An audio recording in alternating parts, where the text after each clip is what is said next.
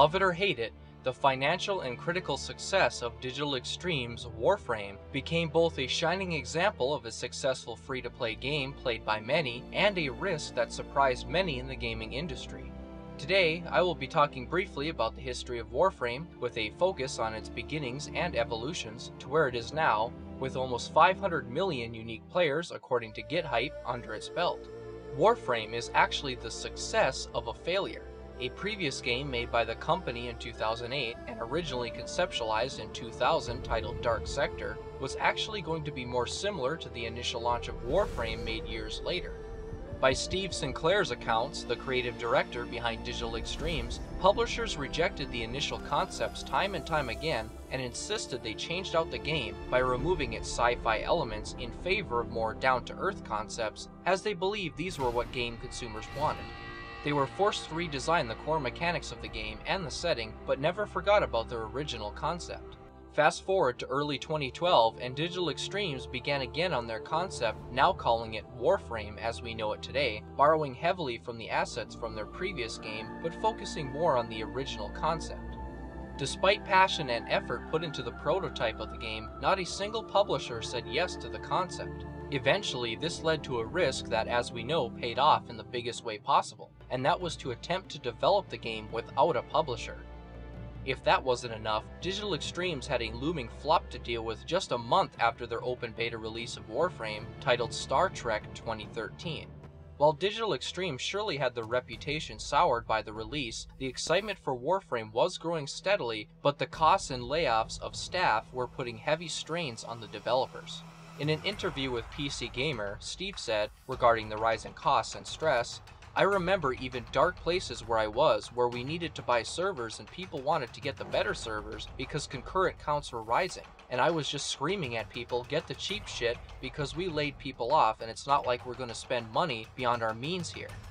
The saving grace of Warframe, however, was its Founders Program, where players could spend real money to gain exclusive items and bonus platinum, the in-game currency, while at the same time helping to financially support the game.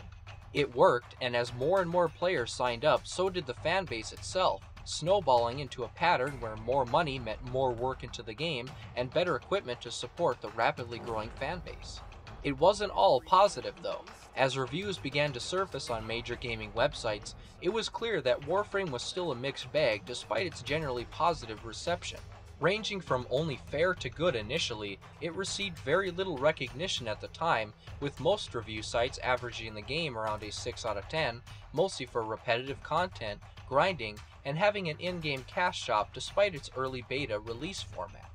Still, while the initial reviews of the game could be excused for their low scores, especially when compared to the game graphically and content-wise today, almost no major review site has revisited the game since then with a proper review, only uploading Warframe videos that Digital Extremes themselves put out, giving the impression that the game became stale and died out way back in 2013.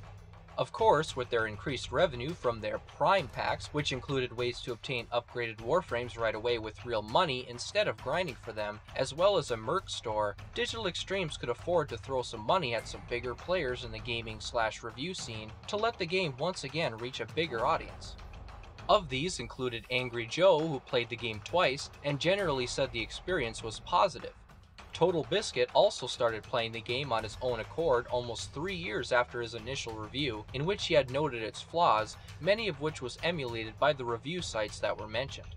While the core problems with the game seemed to still resonate with Total Biscuit, he admitted to having a blast with it after he picked it up again, with the sheer fun overshadowing the still underlying issues. On this, although I think Warframe is perhaps more honest about that. It really is about just acquisition of different stuff. And that's really all the game has, and everything else is a means to that particular end. The other funny thing about reviews of the game is the difference between consoles and PC.